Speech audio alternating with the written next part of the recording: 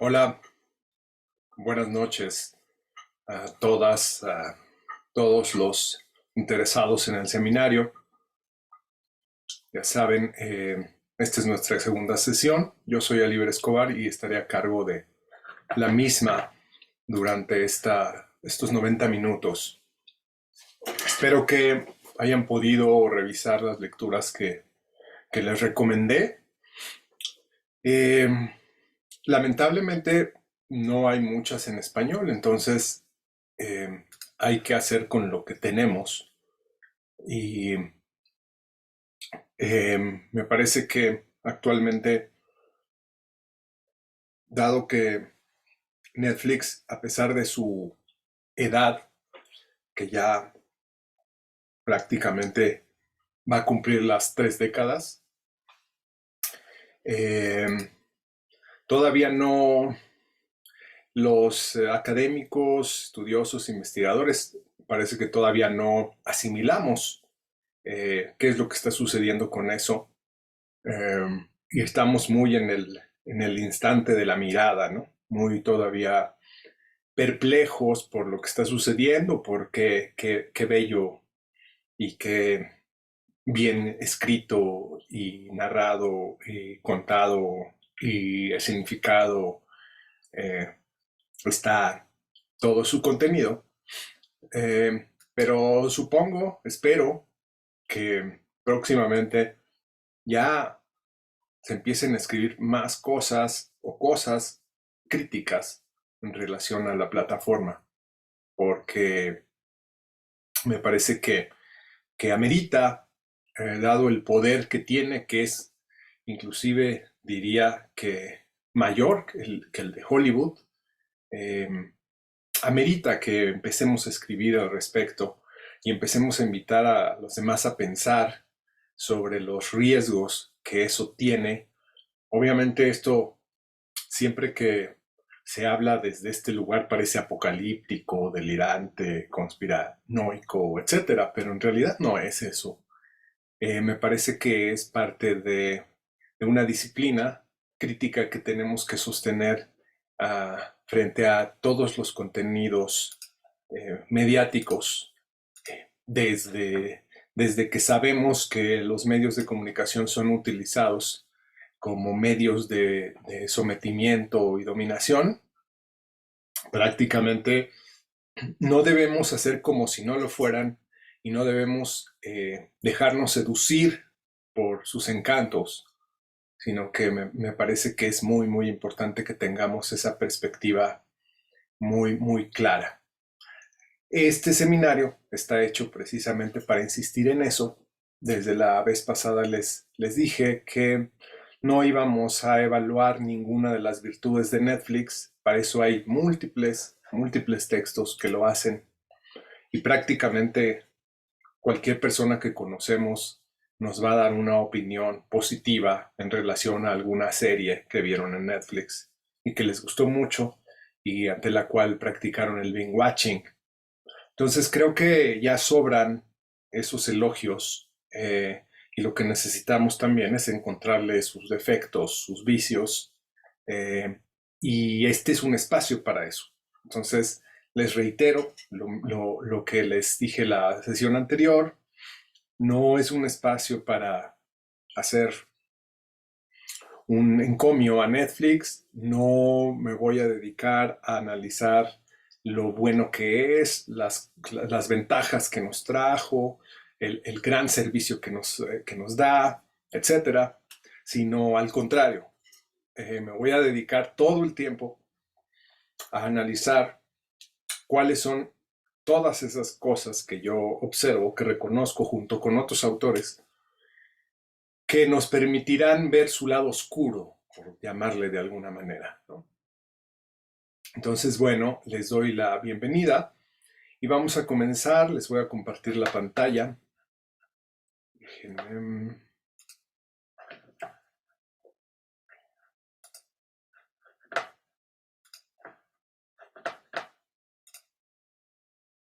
Espero que ya tengan presente la pantalla. ¿La ven? Bien, para darle... Ok, Sí, gracias. Bueno, Como todo investigador, he tenido impases, he tenido momentos en los que he pensado cómo hacer mejor, hacia dónde ir, cómo orientarme, hallazgos, una serie de cuestiones que están allí presentes cuando uno se mete a bucear a las profundidades, ¿no? De un tema, ¿no? Y entonces, pues es encontrar las antecedentes, el estado del arte, ya saben. Y preferí ubicar con fines didácticos una especie de historización, ¿no? de lo que de lo que es Netflix antes de plantear otras dimensiones como la económica, como la política, como la tecnológica. Me parece importante que categoricemos porque a través de las categorías podemos establecer ciertos órdenes y ciertos conceptos, cierta estructura que nos va a permitir también como clarificar cosas que en la vida cotidiana nos pasan desapercibidas, ¿no? Entonces, primero diría que en la historia de Netflix, digamos, para contextualizar, para quienes no lo saben, para quienes no lo leyeron, saben que Netflix data de los 90. Era una empresa que rentaba DVDs y su innovación pues era que lo hacía en línea, ¿no? Es decir, desde allí ya hay que apuntar que, que es una empresa, vamos a decir, visionaria en el sentido de que comenzó a darse cuenta de que los espectadores ya no querían lidiar con todos estos aspectos que implican el lazo, vamos a llamarle así, ¿no?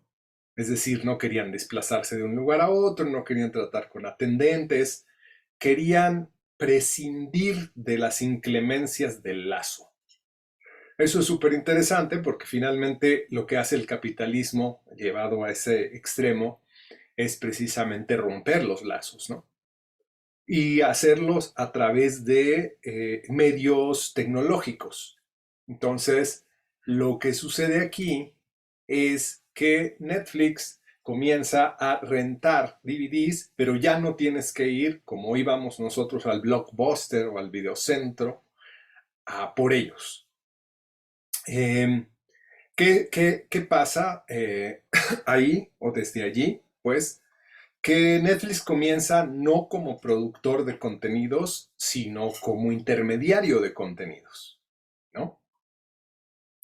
Eh, y precisamente utiliza el Internet como medio para esos contenidos. En ese momento era medio de renta, no medio de transmisión, ustedes saben, ¿no? ¿Cómo podemos nombrar a Netflix? A Netflix en concreto, pues Netflix es una plataforma, es una interfaz, es un marco que gestiona las interacciones entre consumidores, productos y productores. He ahí por qué yo me refiero y quiero enfatizar desde el principio este problema. ¿Cuál es este problema? Que justo evita que los consumidores se relacionen con los productores o con los intermediarios, que en este caso serían los dueños de los centros de renta, y comienza precisamente el espectador a desligarse de eso. Es decir, comienza, yo diría, allí esta forma de relacionarte con los contenidos audiovisuales de una manera más autista, ¿no? Y eso es importante porque tiene casi 30 años. Ahora es súper normal. En esa época no lo era. Pero además lo vende como si fuera algo positivo, como si fuera algo bueno. Puede que para ustedes lo sea. Puede que alguno de ustedes diga, pues sí, porque no tengo tiempo, porque tengo que trabajar o porque tengo que estudiar o lo que sea. Pero hay que reconocer que eso que es positivo para algunos también es negativo para muchos otros. Entonces, bueno, tenemos esa cuestión. Hice una especie como de historial que nos sirve como para reconocer cómo estaban las condiciones en la época previa al streaming, ¿no? Le puse historial de cambios, pero se puede llamar de otra forma. Solo era para puntuar algunas fechas en caso de que no se acuerden o incluso de que no hayan nacido cuando eso existió, ¿no? Pero eso existió. Es decir, el, el, el, eh, seguramente alguien aquí habrá escuchado de algo que se llamó Betacam, ¿no? O algo que se llamó VHS. Luego ese fue sustituido por el DVD y luego el DVD fue sustituido por el DVR, que ya es lo más cercano a lo que los actuales espectadores conocen, que es el video digital. En esta época nos encontramos en esa transición del video digital al video vía streaming, ¿no? Es decir, el streaming, por supuesto que ya existe desde hace mucho, pero al mismo tiempo es la forma en la que los consumidores, los espectadores, acceden a los contenidos audiovisuales, ¿no? Pero entonces sí, existió un grabador digital que se llamaba TiVo y que implicaba, esa es otra cosa que quisiera subrayar, implicaba que ya no era necesario estar a tiempo para ver el programa que queríamos ver, ¿no? Fíjense, primero ya no es necesario que yo vaya por la película, ahora ya no es necesario ni siquiera que yo tenga la disposición de renunciar a otra cosa para ver la película. Es decir, se empieza a desencadenar el espectador de los contenidos audiovisuales, ¿no? Existe eso y por supuesto existe también algo que se llamaba video a la carta, que es el derivado del famoso pay-per-view o pago por visión, ¿no? Y permitía efectivamente desligarnos de la responsabilidad que era renunciar a una cosa para obtener otra y obtenerlo todo. Me parece uno de los grandes aspectos negativos, que nos empieza a introducir la cultura del sin límite. Es decir, yo puedo estar aquí, puedo estar allá y además puedo estar viendo el programa o consumir el programa que yo quiera. Eso, insisto, para muchos a lo mejor van a pensar que esto es un disparate, que cómo puedo estar diciendo eso si nos conviene, ¿no? Es muy conveniente porque así no nos perdemos de nada. Pero bueno, hay que admitir que una cultura que te transmite que puedes no perderte de nada es una cultura nociva para ti, ¿no? Entonces, es muy, muy importante para mí reconocer eso. Otra cosa que el DVR pudo hacer posible, que también para muchos debe de ser una ventaja, pero para mí no lo es que permitía evitarte los anuncios. Ya no tenías que ver las interrupciones. Ya sé que pueden decir, bueno, pero eso está bien porque es horrible ver una película con anuncios, ¿no? Por supuesto, de cierta manera, por eso muchos cineastas se negaban a que sus películas pasaran en la televisión. Pero al mismo tiempo, hay que reconocer que otra vez tiene que ver con no perder, ¿no? Y por último, digamos, lo que se produce a partir del 2004 es que como se empiezan a vender las temporadas completas en DVD, ya se pueden ver todas las temporadas. Es decir, si ustedes recuerdan, hasta las telenovelas que pasaban diario, no como las series que pasan cada fin de semana o un día a la semana, hasta para las telenovelas había que esperar del viernes al lunes para ver qué iba a pasar, ¿no? Entonces era de, bueno, se queda en lo más emocionante, lo mató, no lo mató, se casó, llegó a la boda, no llegó. En este caso, lo que sucede es que no, ya no voy a esperar nada. Puedo verlo todo y hasta en un solo visionado sin dormir, ¿no? Toda la temporada completa. Insisto, es importante reconocer lo negativo de eso, no lo positivo. ¿Por qué digo esto? Porque a la luz del siglo XXI, en 2023, me parece que lo que ha generado, y eso lo vamos a ver en la siguiente sesión, y en la cuarta también, pero principalmente en la siguiente, lo que ha generado son efectos muy nocivos en la sociedad. Entonces, estos cambios, digamos, generaron una forma diferente de relacionarnos con el entretenimiento, ¿no? El primero fue que cuando rentaba Netflix, no era como los que rentaban tipo Blockbuster que te daban unos días, o el Videodrome, que se llamaba Videodromo, ¿no? Videódromo, ¿no? Que te daba unos días y si no, pues tenías que pagar multa, etcétera.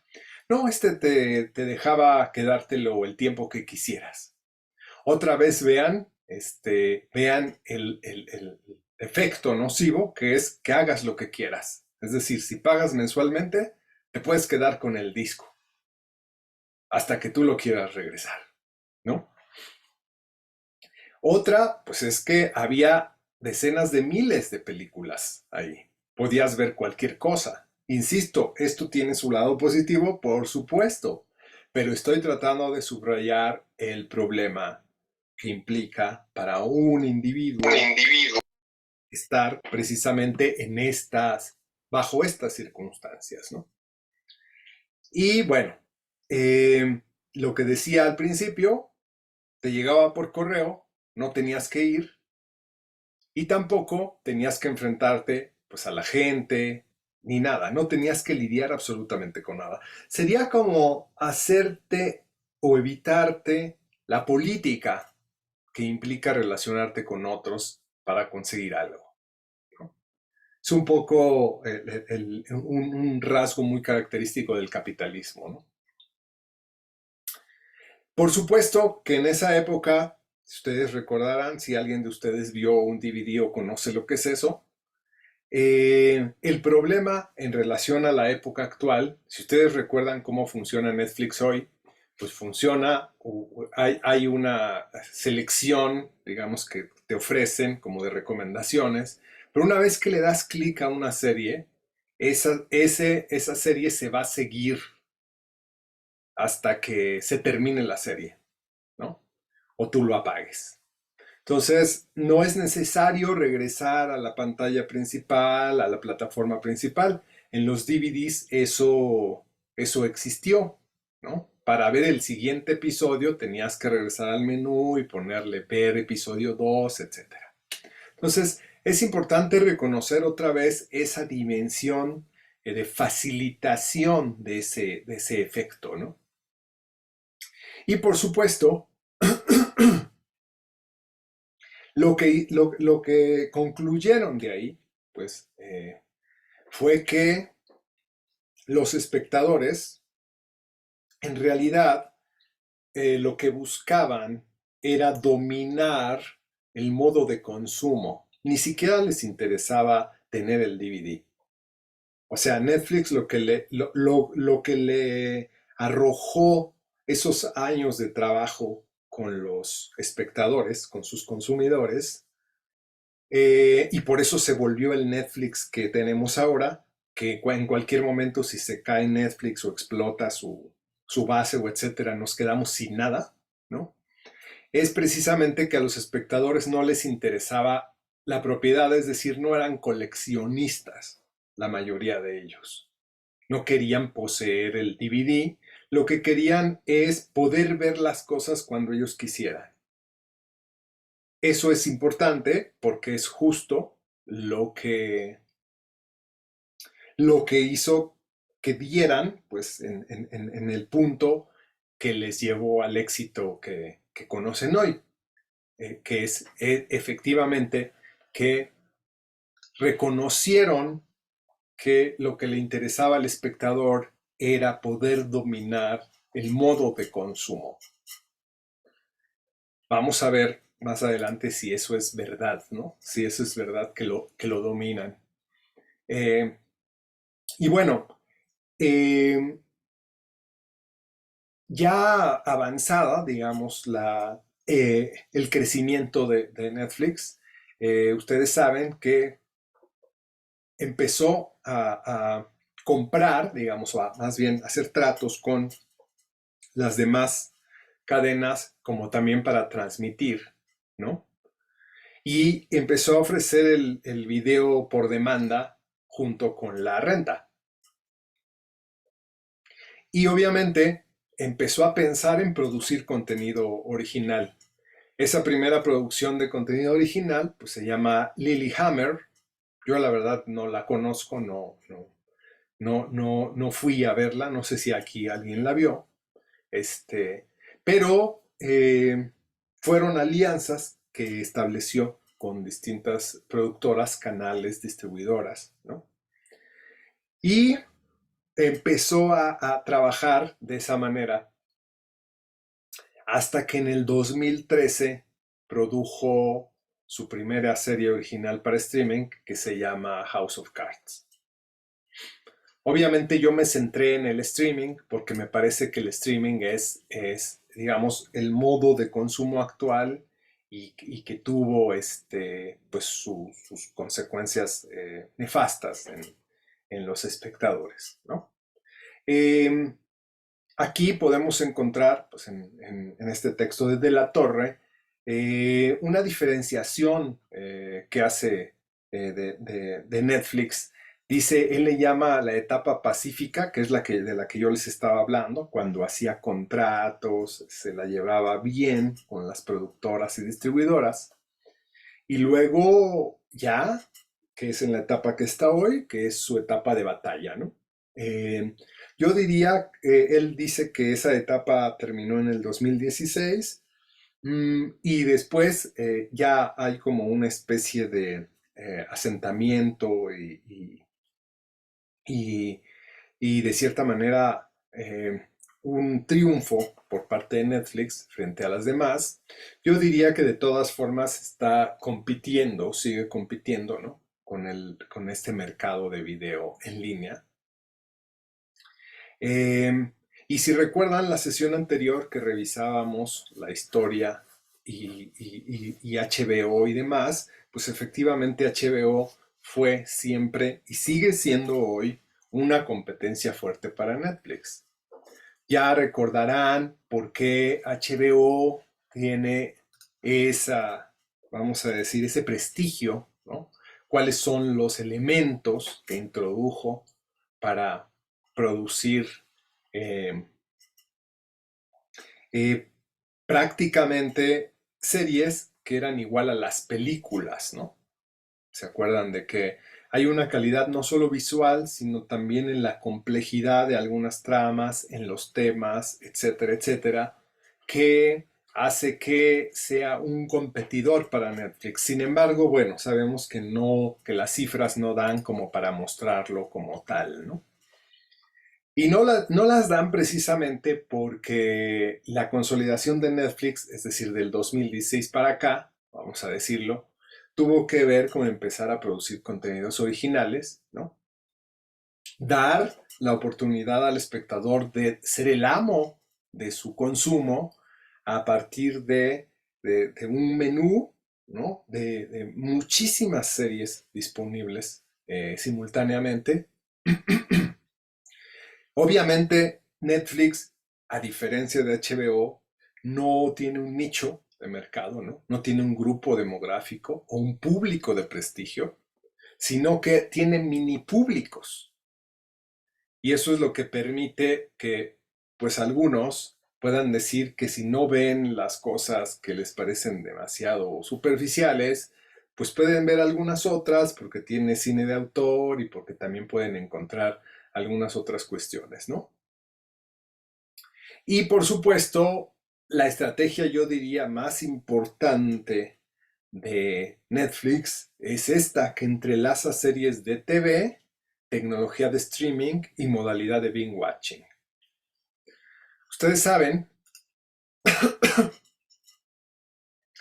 que estas plataformas digitales, donde podemos ver a Netflix a través de las cuales accedemos a sus contenidos, son prácticamente plataformas que nos permiten interactuar y lo hacemos a través de Internet, ¿no? A través de esta, digamos, banda que podemos rentar y a la cual nos conectamos para poder acceder a ellas. Sin embargo, a nivel tecnológico, nosotros las podemos definir precisamente como medios de comunicación, ¿no? Pero me parece que también es importante reconocer que esas plataformas estructuran las formas en que consumimos los contenidos culturales. Esto no hay que tomarlo como una mera definición, hay que tomar ese verbo estructurar en el sentido de determinan las formas en que nosotros consumimos los contenidos. Es decir, que sin darnos cuenta, nosotros estamos consumiendo de acuerdo a cómo las plataformas definen o deciden. Desde aquí quiero subrayar que ese supuesto servicio donde yo soy el amo de mi forma de consumo es en realidad paradójico, es en realidad ambivalente, diría incluso es en realidad engañoso. Porque habría que ver si nosotros somos los amos del modo de consumo. ¿Se acuerdan? Esa fue la clave a través de la que Netflix empezó a crecer. Pero, tal y como lo dice Arditi, se nos olvida que hay razones sociales, técnicas, económicas e ideológicas para la construcción y el funcionamiento de cada plataforma. Es decir, no solo es al cliente lo que pida, no solo es porque la gente no tiene tiempo, no solo es para facilitarle el acceso al consumo, no. También hay otras razones que están ocultas, que no se publican, que no se declaran y que están presentes en las plataformas. Insisto, las plataformas no son inocuas, tienen efectos y tienen consecuencias en la psique, en la cultura, en los hábitos, etc. Entonces, no hay que perder de vista eso, ¿no? Es preciso subrayar, como les indico aquí, efectivamente, el papel de los nuevos sistemas tecnológicos, ¿no? Para la distribución, la reconfiguración espacial de los mercados, la rearticulación industrial que sigue a la introducción y adopción de los nuevos sistemas de distribución, porque para eso tuvieron que modificar a Hollywood, ¿no? Hollywood funcionaba de una manera, Netflix funciona de otra. La implicación del espacio, lugar, territorio, ¿no? En la constitución de los procesos y los resultados económicos. Es decir, que es muy importante pensar en geopolítica. ¿Cómo está funcionando Netflix? ¿Cuáles son sus expectativas? ¿Cómo está pensando los mercados? ¿Qué está haciendo y qué está gestionando en relación a sus contenidos? Y, por supuesto, cómo está evaluando los resultados. No, pero no solo económicos, sino los resultados de esta nueva forma de consumir, ¿no? Efectivamente, me parece que ese texto de Álvarez a mí me parece muy, muy importante, muy interesante, porque nos permite reconocer los efectos de la digitalización, ¿no? Uno es la rearticulación socioespacial, que yo les subrayaba desde el principio, no solo en relación a la política que establecemos, sino incluso a cómo podemos generar grupos estando uno en un país, otro en otro país. Es decir, la sociedad y el espacio cambian totalmente a partir de la digitalización. Eso nosotros lo sabemos desde que existe Internet, pero quizá no lo hemos analizado lo suficiente o no nos ha interesado mucho el efecto que puede tener, ¿no? Otra es precisamente el Internet de alta velocidad, ¿no? Que permite que se pueda transmitir instantáneamente algo que está sucediendo del otro lado del mundo. Y también las consecuencias que eso tiene, ¿no?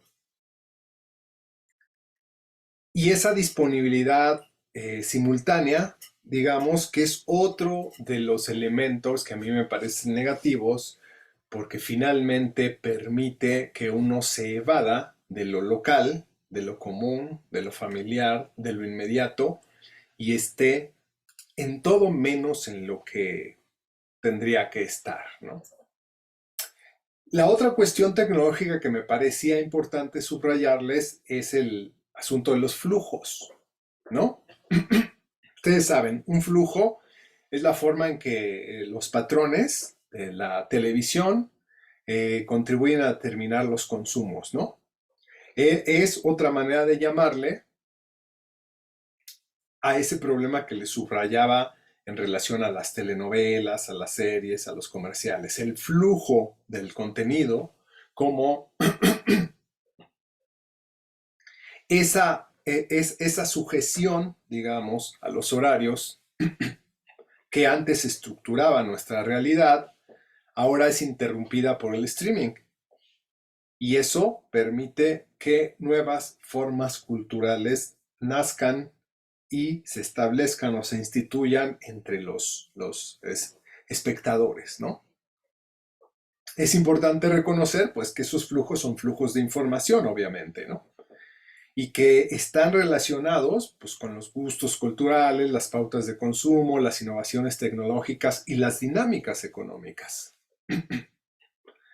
Es decir, que todo eso que nosotros vivimos como de una manera natural o incluso inadvertida, en realidad está planeado o está estructurado o tiene propósitos, digamos, desde antes de ser programado, ¿no? Y es importante reconocer, eso ya lo sabemos, pero reiterarlo, que los gustos culturales en realidad son determinados por las agendas instituidas por las industrias culturales, ¿no? Es decir, todo de lo que hablamos ahora y lo que nos gusta y lo que preferimos, etcétera, está determinado por esas agendas, así como también las pautas de consumo, ¿no? Que dependen, como decíamos hace un rato, lo que subrayaba, de la plataforma. Esa plataforma es la que determina esto que nosotros conocemos como el binge watching, ¿no? Y me parece muy interesante que Álvarez, que más bien que Jenner lo considere como un concepto estructurador, porque al final es eso, ¿no? O sea, el binge watching estructura el consumo de los espectadores, no al revés. Eso es algo que también me parece importante subrayar. Otra vez, ¿quién es el amo ahí? ¿Quién manda ahí? ¿La plataforma o el que consume sobre esa plataforma? ¿No? ¿Por qué se dice eso? ¿Por qué se dice que es estructurador, que determina, que domina? Pues porque hay un algoritmo que todo el tiempo está ajustando a los usuarios y no al revés, porque finalmente eso es lo que se plantea, que los algoritmos tienen que ver con los programas que se ajustan a la estructura de gustos de cada usuario, es decir, esos flujos, ¿no? Y a la vez, una vez que se establecen esos flujos, existen, digamos, estos movimientos, estas intervenciones, esta interacción, digamos, esta actividad que genera el flujo que tiene que ver ya con la voluntad del consumo del espectador. A mí me parece que eso es problemático y vamos a ver precisamente por qué, ¿no? Bueno, estas son las cuestiones de los flujos que me parece que podemos saltarla un poquito porque ya saben que se nos acaba el tiempo y me gusta también que ustedes participen y comentemos. Pero me gustaría saltar de allí al asunto del Big Data, ¿no? Ya saben, el Big Data es una nueva forma de pensar, ¿no? Los datos, ¿no? Cómo se almacenan los datos, desde dónde se almacenan esos datos, quiénes almacenan esos datos eh, y qué tipo de datos se almacenan, ¿no? Big Data, pues es algo que conocemos ya desde hace tiempo y que seguramente ustedes recordarán que se hizo viral por una famosa discusión entre Carpinteiro y Sheinbaum, donde le increpaba que si no sabía qué era el Big Data. Entonces, el Big Data no solo tiene información demográfica sobre los espectadores, sino también puede averiguar los gustos. Es decir, prácticamente tienen en una memoria todos y cada uno de los momentos en los que nosotros hemos consumido algo.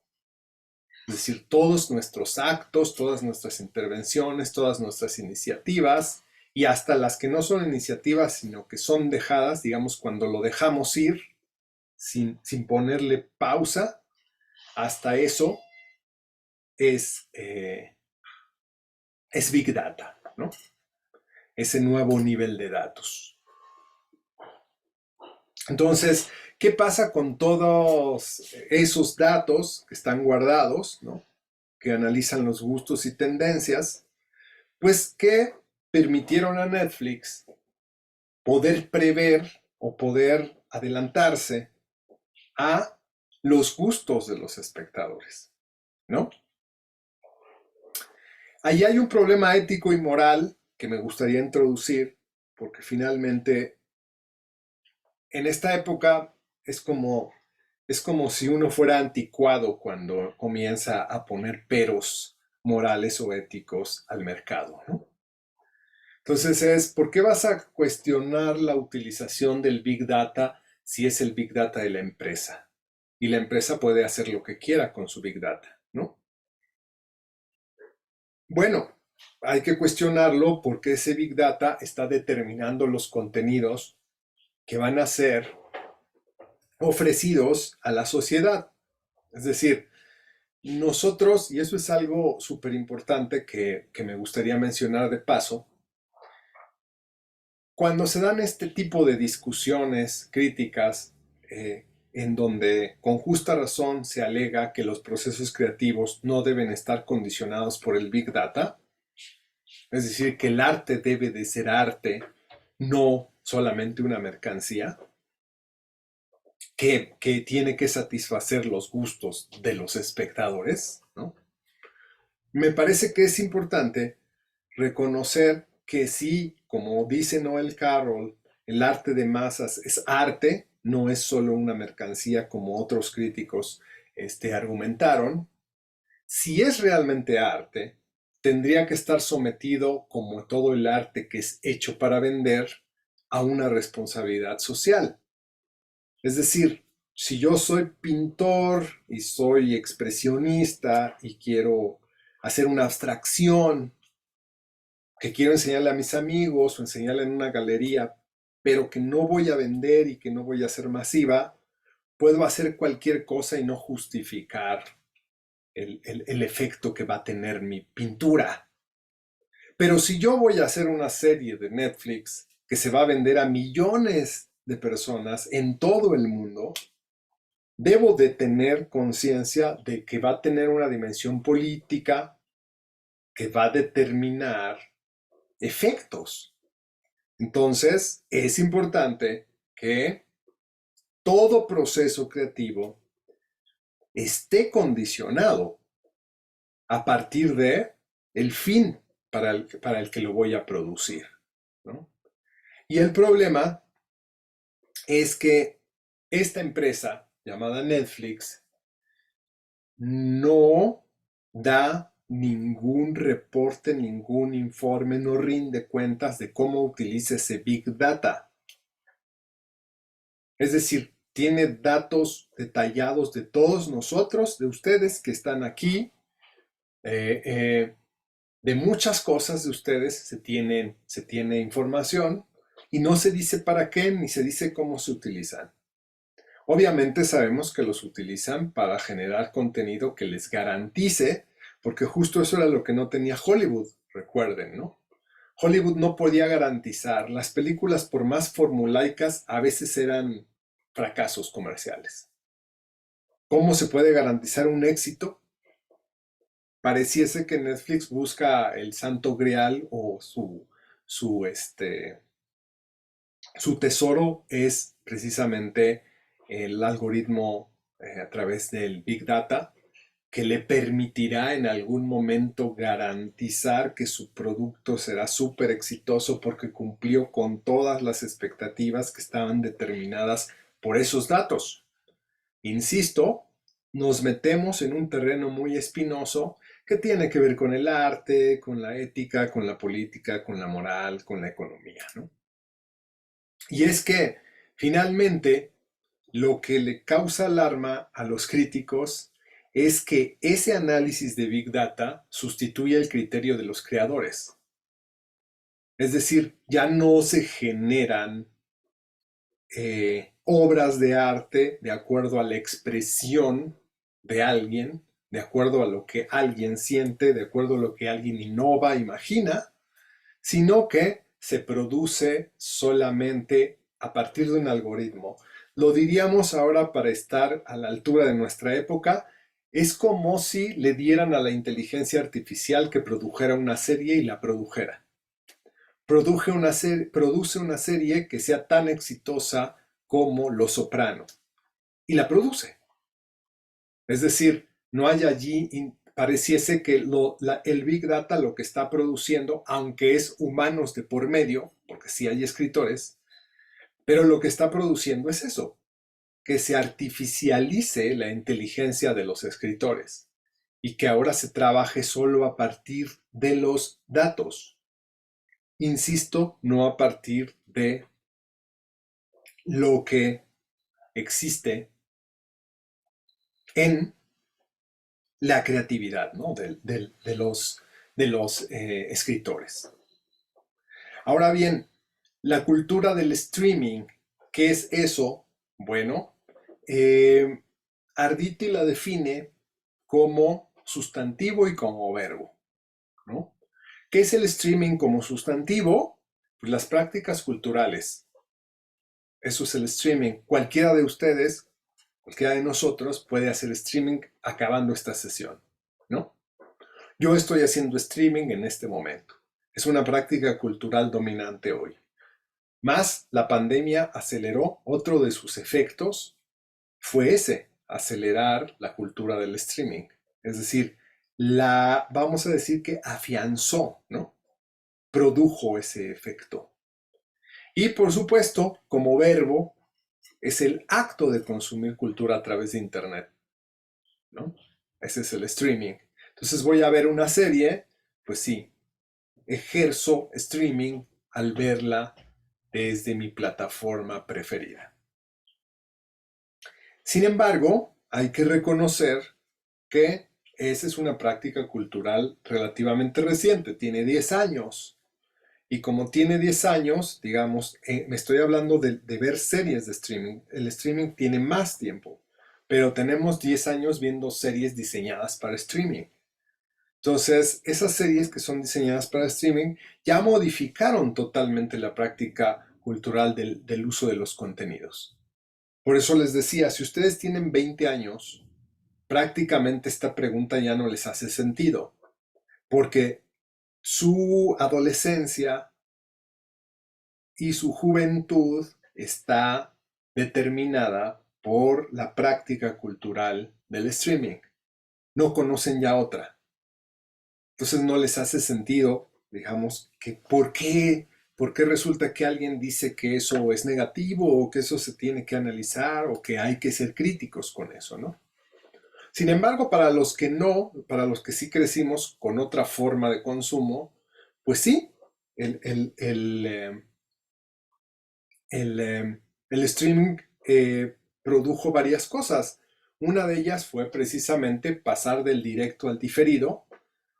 Incluso nosotros podemos ver el nacimiento de eso con el TiVo, ¿no?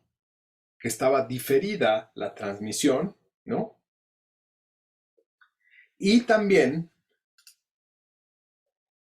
ese streaming para nosotros eh, fue vendido como una serie de ventajas inherentes al mismo modo de consumo. ¿Cuáles fueron esas ventajas? Bueno, tener ya un amplio catálogo. De hecho, piénsenlo también en relación a todos los demás objetos de consumo que tienen. Supongo que aquí también habrá gente que ya no tiene música en su dispositivo en su smartphone. ¿Alguien aquí todavía tiene música en su smartphone? Bueno, si no lo tiene, es que es de generaciones muy recientes, porque los que no somos de esa generación todavía tenemos una biblioteca y nos quejamos cuando se llena nuestra biblioteca. Si se fijan, ese es un ejemplo de cómo el streaming cambió la vida, porque ya no se puede concebir, es decir, ya se ve arcaico eso de a poco metes música a tu teléfono. Si todo lo tenemos en Spotify, claro, esa es una forma para mí radical de distinguir entre la cultura del streaming y la cultura del pre-streaming, ¿no? Entonces, si ustedes ya no conciben tener música en su aparato reproductor, antes solo era aparato reproductor, luego se le incluyó al teléfono y luego se quitó del teléfono, ¿no? Pero es interesante porque ese cambio o esas ventajas permitieron que los espectadores se sintieran más libres, libres de la responsabilidad de guardar, porque incluso pasa mucho que si no tengo algo o no tengo un disco en el dispositivo, no lo puedo escuchar, ¿no? Entonces, todos esos problemas que tenían que ver con lo que señalaba al principio, límites, con el límite, prácticamente el streaming los fue eliminando. Ahora, decíamos que el binge watching estructuraba, ¿no? Eh, y finalmente, lo que podemos concretar en relación a la articulación entre streaming, binge watching y el flujo es que precisamente existe la posibilidad ahora de evitarnos cualquier interrupción, aquí le llama Jenner ruido, cualquier interrupción de todo tipo. Yo hace un momento se las ejemplificaba con la música, de que cuando no tengo un disco ahí no lo puedo escuchar, ¿no? Ustedes en Spotify pueden escuchar casi cualquier cosa cuando se les antoje, ¿no? Entonces, finalmente, el streaming acentúa el binge watching precisamente porque puedes ver cualquier cosa cuando se te antoje. No hay límites. Todo es posible. Insisto, vean lo negativo que tiene eso para una persona. ¿Cuáles serían los efectos perniciosos de esa cultura del streaming desde Arditi? Bueno, uno es que tiene que ver con el ejemplo que les ponía de cuando pasamos al streaming de contenidos culturales, cambiamos las interacciones con los textos culturales. Es decir, cambiamos nuestra forma de relacionarnos con esos textos. Cada uno de ustedes tendrá que pensarlo, no es singular el cambio, ¿no? precisamente porque es una opción que da el streaming. Entonces, finalmente, insisto, nosotros ya no tenemos una relación o una interacción con esos textos tan responsable como la teníamos antes del streaming.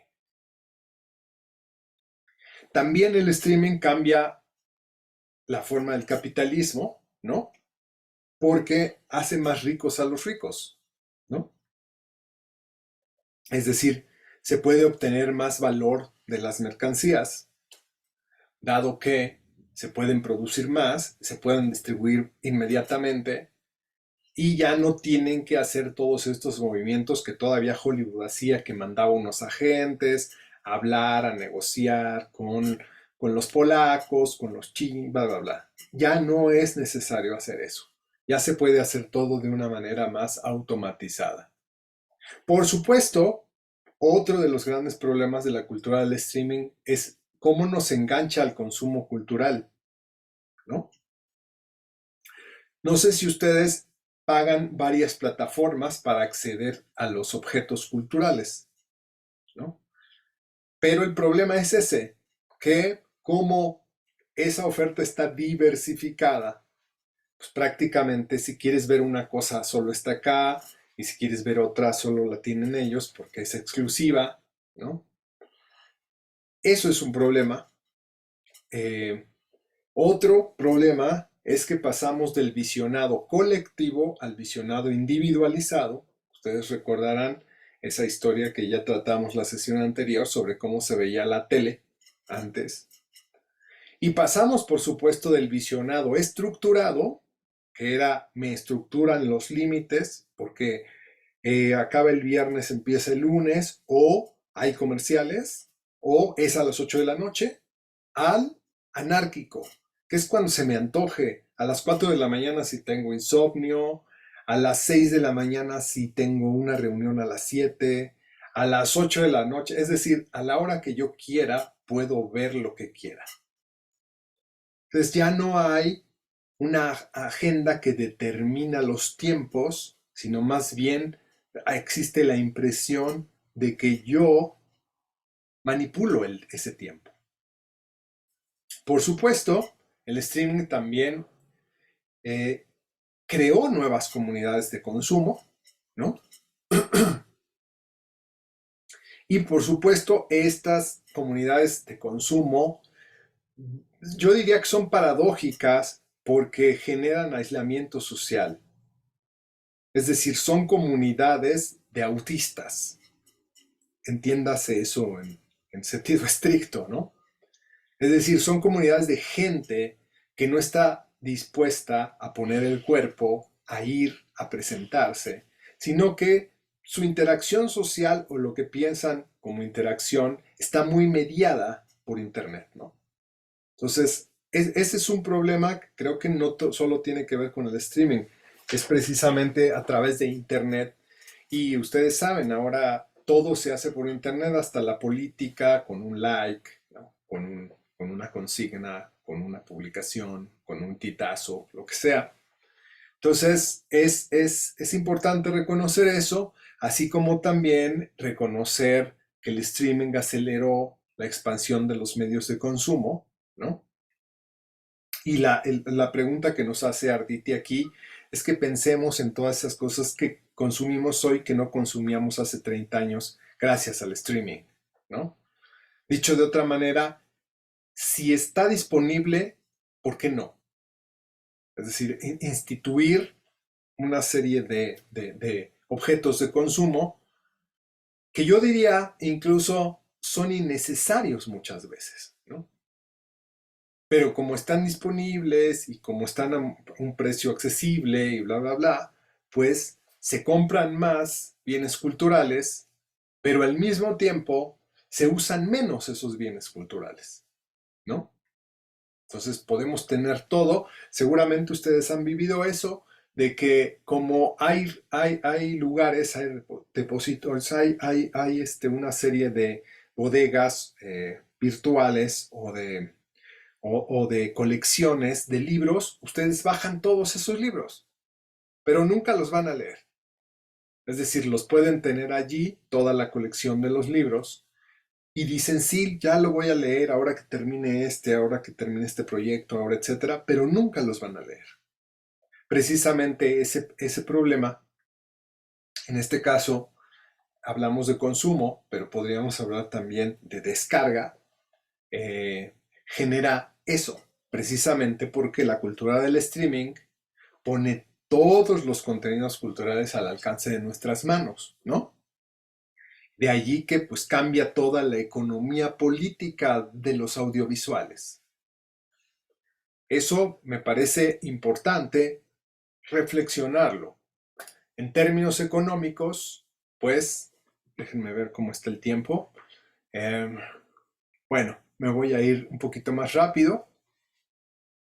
Sí es importante mencionar este concepto de Ager sobre el capitalismo rápido, precisamente porque pues, hay allí una fase del capitalismo que tiene que ver con esta expansión que nosotros estamos viviendo y que fortalece la cantidad sobre la calidad, ¿no?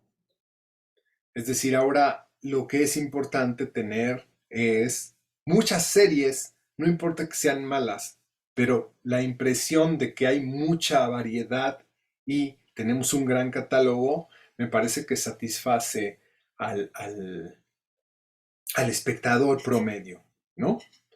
Y Dean habla de una cuestión que es el capitalismo comunicativo, precisamente en el que los medios capturan a los usuarios en estas redes, ¿no? De disfrute, producción y vigilancia, ¿no? Que es como un capitalismo de vigilancia acelerado que succiona a los consumidores hacia el abismo consumista. Ustedes seguramente han leído sobre estas teorías que precisamente denuncian esos efectos nocivos, perniciosos del capitalismo a través de estos modos de consumo rápido, simultáneo, inmediato, etcétera. Entonces es muy importante que entendamos que Internet está funcionando como esta plataforma de actividad y que está generando cambios en la geografía muy importantes. Esta nueva geografía pues tiene que ver con, en el caso de Netflix, bueno, que rearticule estas relaciones económicas y al mismo tiempo tiene que ver precisamente con que genera toda una serie, unas redes de colaboración, ¿no? Con una serie de industrias que es lo que ya habíamos mencionado, ¿no? Ahora bien, hay que regresar al punto de la globalización porque la globalización es determinante, ¿no? Es determinante para pensar este problema, en tanto, pues transformó la geografía de la producción, el consumo y la distribución. Netflix me parece que es un ejemplo fundamental para eso, ¿no? Y me parece que hay que definir el binge watching, porque lo he estado mencionando, pero no lo había definido. Ustedes saben que el binge watching es el consumo de un formato mediático varias horas seguidas, ¿no? A eso se le llama binge watching. Otros le dicen el atracón, ¿no? Los españoles. Y es también entendido como una entrega personalidad de contenidos independientemente de un horario, que es justo lo que produce. Y ustedes saben que Netflix es un promotor del binge watching, ¿no? Incluso es un imperativo del binge watching, ¿no? El prepare, set, binge, ¿no? De preparados para atracarse, es una orden de Netflix, ¿no?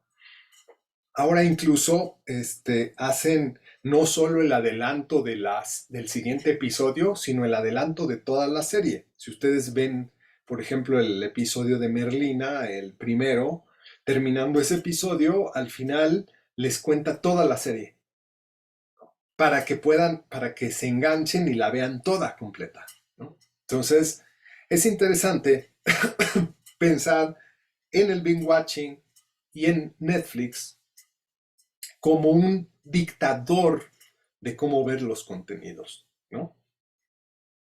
Porque es interesante también, insisto, cuestionar el asunto del control. ¿Quién tiene el control en la plataforma? Esa sería una pregunta que habría que respondernos, ¿no?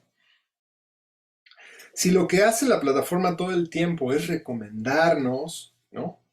Y mientras más usamos la plataforma, más sabe de nosotros para recomendarnos mejor, entonces, finalmente, habría que entender que si hay una relación ahí, pues muy, diría, ambigua, muy oscura entre el gran servicio y la, y la, y la, y la, y la verdadera razón de ese servicio, ¿no? Hay una polémica que Jenner plantea en el asunto del binge watching porque dice que es un control más que un número dictado de episodios. Es decir, que es un control que tiene que ver con los espectadores, que el binge watching lo determina cada espectador. Yo diría que precisamente como es una polémica, nosotros tendríamos que discutir al respecto, ¿no? Porque finalmente Netflix sí te guía, Netflix sí te empuja a hacerlo.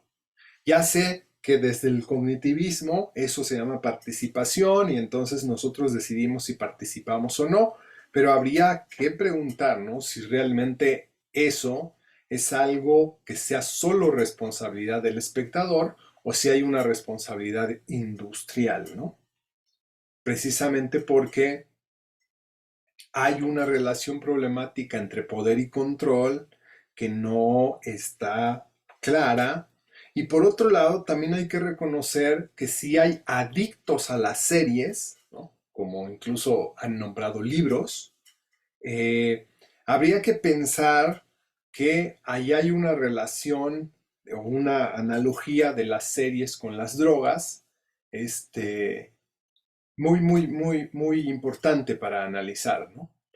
En este sentido es que yo pienso que hay un control disfrazado de libertad y buen servicio, ¿no? Precisamente porque pues Netflix analiza las preferencias y gustos, calcula y generaliza la actividad individual del visionado, ¿no? Y empuja, ¿no? A que los espectadores consuman excesivamente. Es decir, le niega intencionadamente la decisión consciente de ver.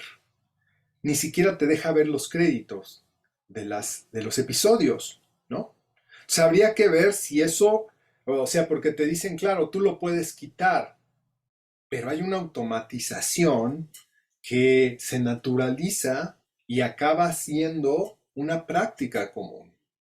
Y por supuesto, ellos piensan que nosotros vamos a creer la justificación de que eso mejora nuestra forma de vida. Esa es la consigna. Todo lo que nosotros les damos es para mejorar su forma de vida, para que no se muevan, para que no tengan que, porque ya sabemos lo que quieren. Ustedes lo que quieren es seguir consumiendo. Entonces ya no te tienes que parar, no tienes que tomar el control remoto, etcétera, etcétera, ¿no? Esto es importante precisamente porque el binge watching como práctica es ideal en las estructuras del capitalismo moderno, justo porque los hábitos de consumo y la construcción de la identidad están entrelazados. Es decir, eh, es importante reconocer también que esas prácticas, me parece, tienen que ver con unas prácticas de consumo en general, no solo la identidad del consumidor, digamos, que estamos definiendo aquí. Ya sé que estamos hablando del consumo audiovisual, pero no tiene que ver solo con el consumo audiovisual, ¿no? También tiene que ver con el consumo de otras cosas, ¿no? Con el consumo de bienes, con el consumo de comida, ¿no? Y por eso el binge watching también se entiende como compulsión o pérdida de control. Vean qué interesante, ¿no? O sea, primero es, tú consumes lo que quieres y después, no, es que ya pierdo el control del consumo y entonces vi toda la temporada. No dormí porque perdí el control. Entonces, la gran pregunta otra vez para quienes justifican eso es, ¿de verdad piensan que el espectador tiene control o piensan hacer creernos que nosotros tenemos el control y piensan, después de tantos estudios que ha habido al respecto, que pensamos ingenuamente que cada uno puede gobernar sus impulsos. O sea, hay ahí una serie de problemáticas que están presentes precisamente en esta problemática de la actividad y la pasividad, ¿no? Es decir, pareciese que lo que se busca o lo que se genera más que un control es una recepción pasiva, ¿no? Y es, por supuesto, generar una adicción, que además es una adicción que no se vive como adicción, ¿no?